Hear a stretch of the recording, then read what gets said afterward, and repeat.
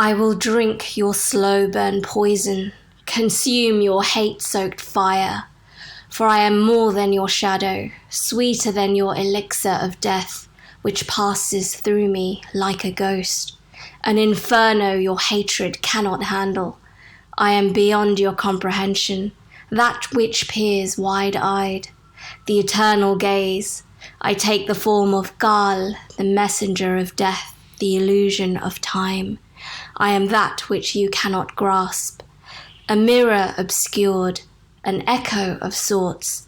Come, therefore, I'll drink once more your slow burn poison, for the evil you do returns only to you. Hey, it's Bile. You're listening to the Prana and Poetry Pod, Episode 6, Part 2 of Business and Decoloniality. This poem I opened with is written by me. It's a response to narcissistic personality disorder, which I've argued mirrors the behavior within supremacist cults, including being embedded in the ideology of whiteness, which thrives on manipulative and deviant tactics to maintain its power and sense of superiority. In part 1 of Business and Decoloniality, I discussed the impact of white supremacy and cultural appropriation in the wellness industry, focusing on the challenges faced by brown and black individuals, and particularly the Hindu diaspora. By this, I mean those of us born into foreign lands, away from our native homes, Bharat. Us born and brought up in white culture particularly have a different experience with our dharmic modalities. Our lives are touched by racism. Systemic racism is our reality. We do not share the same experiences as those born in Bharat. I'm just making this clear. Generally, those of us from the diaspora have a very complex relationship with white supremacy and the injustices we experience from the dominant culture. This is why there is so much nuance in the problematic concept of namaste, for example. Us from the diaspora experience these words and expressions from a white body very differently to someone born in Bharat. This is because of our lived experience of oppression and racism our whole lives. It's a reality that affects us in the wellness industry, and it's not something we can pretend to deny. The Western wellness industry does not represent indigenous cultures and their holistic medicines and modalities. It only parrots it, dresses up like it, where and when it suits to make a profit. So just highlighting that this podcast centers the experiences of the diaspora born and brought up among the dominant white culture. I'm not giving you any dharmic teachings here.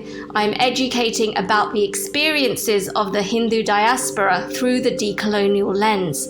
I am not here in these episodes as a dharmic teacher, but a dharmic warrior. The intention from my heart is to protect my culture from continued harm, and to encourage those seeking authentic knowledge and teachings to begin the work of uncolonizing the body and mind, so you too can cultivate the discernment necessary to identify what is an authentic source and what isn't, so you can also prevent the harm towards yourself. I do, however, have dharmic offerings where I teach and guide, and you're welcome to check them out at pranaandpoetry.com. So please try to understand that there is a wealth of diversity and take our experiences within the context of our unique situations. Everything is context dependent. In part 1, I highlighted the fear and defensiveness within the dominant group when confronted with issues of racism and decoloniality, and how hard they make it for us to speak our truths. I criticized the lack of empathy and validation, especially when it comes to pay inequality and the conditioning within whiteness to undermine the experience of brown bodies within systems of injustice. I touched upon the importance of creating safe spaces for marginalized communities so we can share and speak without the threat of defensiveness and without us having to continue to silence ourselves against the threat of white body supremacy. I challenged the capitalist industry's ingrained racial inequalities and spoke about the need for a shift in hiring practices within wellness spaces and the need for real diversity and inclusion, not based on tokenization. I also touched on the Hindu concept of samanya dharma, universal moral and ethical human duties, as a potential solution for creating ethical business models that give back to the community it is resourcing from. I encourage wellness leaders, facilitators, and practitioners to move out of their comfort zones, seek diverse perspectives, and acknowledge the performative nature of some wellness spaces that lack a deep understanding of cultural teachings. We are now going to touch upon the notion of mindfulness. The term was coined by Ronald Purser, an American professor, known for his critiques of the mindfulness movement, particularly how it has been commodified and stripped of its original ethical and transformative context. I recommend his book, Mindfulness: How Mindfulness Became the New Capitalist Spirituality. The term mindfulness draws a parallel with fast food culture and suggests that the commercialization and mass market approach to mindfulness have diluted its depth and authenticity. So there was a question that has been on the minds of the listeners of this podcast. There are many white yoga instructors who, after doing their research, listening to native teachers, and understanding the deep prejudice and exclusion we face in wellness spaces, outright refuse to learn from other white teachers and have given up going to yoga classes and studios who continue distorting the traditions and reinforcing injustices. So the question was, is it better to remove yourself from positioning yourself as teachers of indigenous teachings like yoga and use other words like mindfulness, somatics, embodiment for your business offerings? Firstly, I'm only here to share my experience and a better way of doing business and encourage you to follow your own inner compass. What you do with the knowledge you seek out is entirely your responsibility. I am still so happy that there are humble white practitioners and any non-native practitioner who at least ask the questions. There are those who wish to do better, who are actual truth seekers, and I totally salute you. So here's my informed thoughts on mindfulness, somatics, and embodiment. These blanket terms are yet another method of using indigenous practices for business gain and hoping that it disguises where these practices actually come from. These labels are just new masks.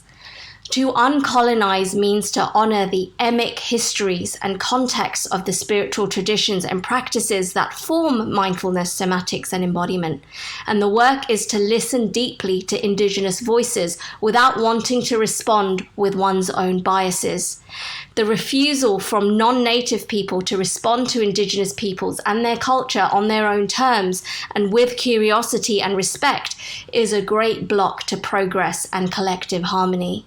Terms like mindfulness, somatics, and embodiment are created by white people who have taken from indigenous cultures and not given credit to them. One only has to put in the effort of research to know this truth. And if I can put in the effort to do this research, anyone can, so there's no excuse. To give an example, now you have the field of neuroscience purporting to discover these practices which are ancient and cultural.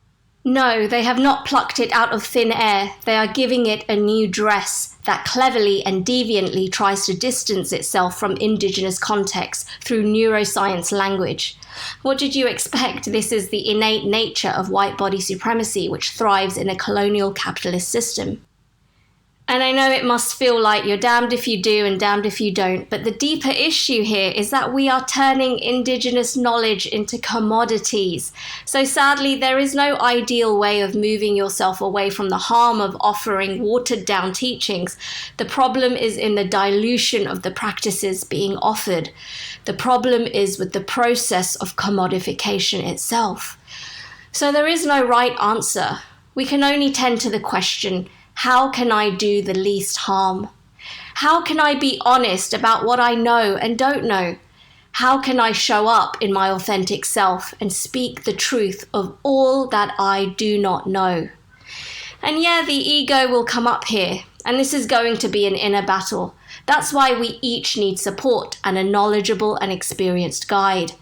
In the Indian dharmic systems, being part of a lineage or sampradaya gives you the methodology and support in handling the confusion and questions that come up, the community needed for accountability, assistance, and progress. And like I said, because of this inner conflict with one's morals and ethics, some choose to not attend yoga classes led by white teachers, some choose to not move forward with their Western qualifications, and others like me are unlearning, relearning, and seeking more authentic ways to show up, using a dharmic business model that gives back rather than takes. More on that later, but back to the question of choosing to position yourself as a mindful or somatic or embodied teacher. Taking mindfulness out of its ethical and traditional context and the entire methodologies that come with single practices of, say, taking awareness into the present moment can be and is harmful, just like how the whitewashed cosplay of Kundalini yoga has proven to cause sudden mental instability and states of psychosis. Yet colonized people would rather hold on to their conditionings of possession of indigenous culture because they simply like it, and accuse native teachers and indigenous stewards of the practice of gatekeeping rather than having enough brain cells to inquire why. Why is this knowledge protected through a lineage? We don't think like narcissists. It's not to gatekeep, it's to preserve wisdom and to ensure that no harm is done to others. There is a whole discourse and practice around the diluted shit sold in the wellness industry, and this discourse is of mindfulness. Mindfulness, what is sold today as mindfulness, is a bypass of reality. It claims to be non-dogmatic, which is code for it being stripped of its cultural origins and made palatable to white people. So when you hear a yoga training or class is non-dogmatic, I would run a mile, or you'll be wasting your money and contributing to appropriation and continued dharmic ethnocide. Mindfulness comes from the spiritual but not religious ideologies. Again, code for I'm taking what I like and don't care about the consequences. It presents itself as universal, without ideologies, not associated with a belief system. How ironic, because the whitewashed end product itself fits into the belief system and ideology of whiteness. Nice one, brains. It's the same with yoga asana classes sold as fitness and physical aesthetics at gyms. When enough people believe that these diluted versions of cultural practice is the actual cultural practice, which is what we have going on now with yoga, well then it's all neo-colonialism, all extractions by the capitalist economy run by and serving the dominant white culture whose ancestors sought to erase and destroy the goodness, the wholeness, the dharma itself. Mindfulness is taken from dharmic practices, which have a whole methodology behind the distilled nature that is offered under the label of, quote, mindful practice. It's hugely controversial among Buddhists. Buddhist scholars heavily critique mindfulness for its cultural appropriation and misrepresentation of Buddhism, noting that it omits key elements of Buddhist teachings required for mindfulness to be effective. In the context of yoga, dhyana is the component masquerading as mindfulness. When taken out of their original context and methodologies, this one-size-fits-all offering becomes a painful experience for some who arrive to classes in all their mental and emotional suffering, then expected to sit in silence and be present with this sense of torture, without having a surrounding stability, without going through a systematic process with the support of a guru or qualified teacher and a community. The irony is that Hatha Yoga is presented in white spaces as a style, when in fact it's a path and a systematic process. All this dysregulation in white bodies partly and in particular comes from a lack of rooting in one's ancestral tradition, culture and community. And with regards to all bodies, it comes from not looking at the toxic patterns that have disrupted the inner and outer harmony of the mind-body system and one's environment. In mindfulness practice, one is just meant to bypass one's history and karma and reality, because this one tiny aspect of an indigenous practice is misrepresented and sold as the whole healing system. To drive this home, in mindfulness offerings and products, the responsibility of inner harmony falls on the individual and bypasses the reality of the systems we live in that create the fragmentation of the body and mind in the first place. Mindfulness is a capitalist trap, keeping you on the hamster wheel of distraction and addiction, keeping you within the prison of the mind, providing you temporary pleasure or that present moment high until you return back to reality. This is precisely what Western capitalist or white yoga does. It's a temporary band-aid, a pacifying agent even, serving a particular audience who, in their waking sleep, continue the oppressive systems who maintain the status quo. And who is oppressed? Those who aren't at the center of experience, of course. Those who these systems keep invisible and voiceless. The ones who are excluded from profiting from these systems. Systems which may come from their own ancestral traditions. Those who are conscious of cultural theft and appropriation have tried to rebrand their offering, say rooted in Hindu or other indigenous practices, given it vaguer terms like mindfulness and embodiment, somatics, etc. And I truly respect and admire those that ask the question, is it better to use mindfulness instead of claiming to be an authority of someone else's cultural practice? I absolutely love this effort to uncolonize and the heart being in the right place. I don't have the answer, but I have a reaction to the word mindfulness because, as I said before, it's a diluted and rebranded cultural product. Now, I've mentioned the U-turn theory by Rajiv Malhotra before, and this is a perfect example of it. Mindfulness, somatics, embodiment, these are all blanket terms, and hiding behind these terms are white authorities who did not give credit to the indigenous teachers and teachings they took their practices from, which are then hailed as Western discoveries and sold globally and back to their places of origin. It is truly harmful as it continues colonization and contributes to indigenous erasure. Where my anger and frustration comes from is that folks just don't know this simple fact. They give the credit to the outsider of the culture and don't dig deeper. Call it mindfulness if you wish, call it somatics or embodiment. Just do your research. Find the cultural origins of that specific practice you're using for your business. You might even find a version of it in your own ancestral teachings, if you're truly on the path of uncolonizing.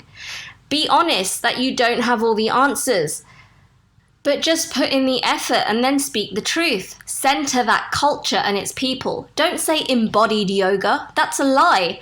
Say you've been trained by white teachers and the yoga you learned was not embodied because it wasn't taught by indigenous dharmic lineage holders. Speak the truth. Say you're learning how to create an embodied experience within yoga and you don't know how to teach it authentically because you've not been taught through the authentic teaching methodology. You've had a Western training which was disembodied. Behind a white body purporting to invent a new healing practice rooted in Western science lies an indigenous culture and its people who have carried forth these practices despite rigorous attempts at erasure and through violence. How can something created for the capitalist system that upholds unequal and harmful power structures be anything other than a quick fix and a band-aid to a deeper problem? It's all surface level because the practice is broken off from the entire indigenous systems that make it a truly and a wholly transformative process. White people in particular are disconnected from the violence of indigenous histories. Therefore, all this mindfulness, somatics, and embodiment stuff seems performative and even feels like a parody to those of us with deep cultural ties to our ancestral traditions. Let's take responsibility. Let's dig deeper into our own ancestral histories and traditions and find the wholeness, the true holistic healing we are so desperate for, instead of outsourcing our power to new age commodified spirituality. To seek the answers and the way, one's own way, is the Yoga Sadhaka's practice after all. And I imagine you're listening because the yogic path is something that is valuable to you and your own healing. There is a simple solution. Choose teachings and teachers that are rooted in the culture itself. This offers visibility and reparation to indigenous people and their long oppressed voices. A further approach to decolonizing white bodies can be found in the cultural somatics proposed by Tada Huzumi. Highly recommend looking into what he says about whiteness itself being a state of trauma. Traumatic bodies high on false ideas of personal power can only beget more corruption. Western interpretations of dharmic cultures is problematic. It corrupts thousands of years of wisdom and knowledge and passes it on around the globe in corrupted forms. You know, like how white bodies fight so hard to separate Tantra from Hinduism, Sanatan Dharma, and reduce Tantra to a single component, to make personal profits. I've also noticed the arrogance in somatic leaders in online spaces. It wouldn't be wrong to call this continued corruption a virus, because narcissism is just that. This virus is inherent in some and conditioned in others. I cringe at online embodiment and somatic webinars and summits with white speakers in position of leadership over the non-white global south origin practices they have extracted their wellness philosophies and commodities from. And as always, you'll get the small number of token brown or black people who wouldn't get visibility without these white bodies, by the way, because of the biased algorithm and the bias inherent in colonial conditioning. Somatics, embodiment, and mindfulness and trauma-informed all sounds trendy now. It's the new thing that sells. But it's not new, of course. It's repackaged, timeless wisdom from those with cultures who have well-defined embodiment practices that already integrate the mind-body system for transformative healing, that is already trauma-informed through its original teaching methodology, like the darshana that is yoga. But no, it's pioneered by white men who just happen to pull out this new science from their incredible forward-thinking minds. The easy way out is to continue to learn non-white cultural practices from other white facilitators. 1, this way continues the withholding of power within white circles by not paying to learn from indigenous stewards or teachers. 2, you don't have to put in as much hard work. 1 weekend or 2, you're a Reiki master, infusing a whitewashed version of the Hindu chakra system, which is complex and nuanced and takes a lifetime, if not lifetimes, to master, into a Japanese spiritual and animist cultural practice. 3 or 6 months and you're a shamanic healer who writes or speaks namaste in your sales content, webinars and classes. Cringe factor 1 billion hertz. Pun intended. Oh, how confused and lost you must be. Goodness, I feel the unconscious pain here deeply. This is a poor attempt at internalized indigeneity.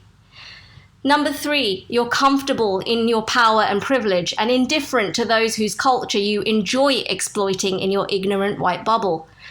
4, it stops you from really doing the inner work and feeling the deep grief of the loss of your own ancestral tradition, the grief of true unbelonging, the grief to truly heal and change. And who wants to change? Who wants real change? Change is loss and pain. It's terrifying.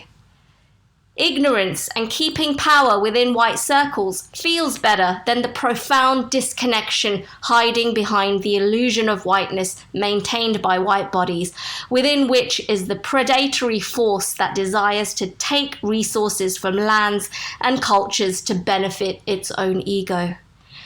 And then there is the legacy of leaving behind a trail of destruction and violence after it has extracted.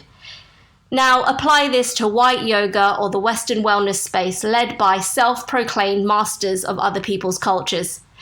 For an insider, all I see is parody, a circus. Violent on many levels as it may be, it's a farce. And as Shakespeare said, isn't there always a comedy within a tragedy?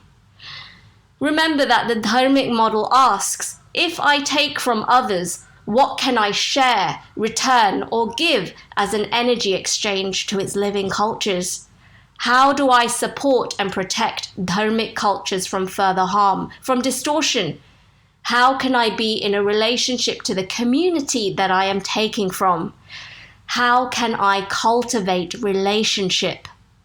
And isn't relationship, whether with the land we are on, the bodies we reside in, and the authentic connection with other people and with the divine, isn't relationship the real wealth after all? Isn't it what we're all really seeking in the Matrix? Dharmic entrepreneurship is creative, living, changing as you change, and asks, how do I take responsibility? How can I become more of a responsible healer or teacher as I lead and guide others who may not look like me or hold the same privileges? How do I give back? Samanya Dharma says, I am working to impact the good of all with my unique talents, passions, skills, and strengths. Dharmic entrepreneurship values indigenous sovereignty and centers native voices because dharma and undistorted knowledge was and is preserved by the hard work of dharmic cultural bodies. If you're ready to move from student to sadhaka, consider my own mentorship program, The Inner Practitioner, where I teach you the framework of yoga, which is dharma, and the embodied concepts that will support your creative life path and offerings. I guide you to uncolonize your yogic path and support you in cultivating your mind and body as a daily practice. See the link in the description box for the details. So I'm moving towards closing this episode. I did say this is going to be a beast of an episode, so there will be one more part left in this series on decoloniality. So in the final episode, part 3, I'll discuss algorithm bias, data capitalism, and digital colonialism, and I'll conclude with the subject of dharmic entrepreneurship, the ethics of business in these nutrient-starved, low-calorie spiritual diets that form the belly of the Western wellness industry. Rise up, warrior. Hey, it's Bile. I've created the Dharma and Decolonial Toolkit, a list of resources in a Google Doc that present to you the emic view of Indic knowledge and systems like yoga. This is your resource for authentic Indian knowledge from its own view, not from the outsider's perspective, but history and experiences from Indian cultural bodies and those who support indigenous sovereignty. So if you're on the path to uncolonize dharmic practices, download my free list of resources linked in the description box and start your unlearning journey.